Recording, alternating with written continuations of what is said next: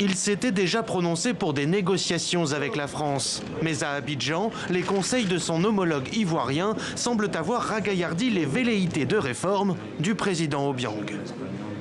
Aujourd'hui, nous pensons que nous sommes capables, pour gérer notre monnaie, le lien aujourd'hui entre la France et l'Afrique, je pense que c'est aujourd'hui obsolète. Mais là où le président équato-guinéen entend conserver Paris comme partenaire, d'autres en Afrique centrale appellent à aller plus vite, à s'affranchir de la tutelle française et de la parité fixe avec l'euro. C'est là justement que se trouve le nœud sur duquel on veut se détacher.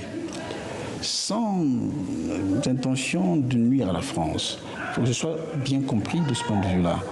Et puis, que nous ayons la liberté, la possibilité d'avoir des marges de manœuvre de politique monétaire.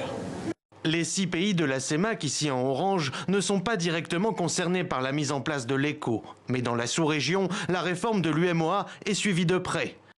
Si un nouvel accord monétaire avec la France semble aujourd'hui inévitable, la situation en Afrique centrale est bien différente de celle du voisin ouest africain. Dans 5 pays sur 6, le pétrole gouverne les caisses publiques. Et la chute des prix du baril de brut en 2014 a asséché les économies des membres de la CEMAC. Difficile dès lors de respecter des critères de convergence sur le modèle de l'UEMOA. Mais pour cet activiste gabonais, le problème est ailleurs.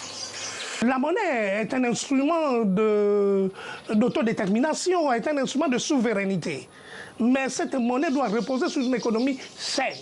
Or, les économies en Afrique centrale, particulièrement dans la zone de la CEMAC, sont gangrénées par la corruption politique. Et de leur côté, qu'envisagent les autorités françaises? À la mi-novembre, le président de la commission de la CEMAC avait déjà déclaré « La France est ouverte à la réforme du CFA ».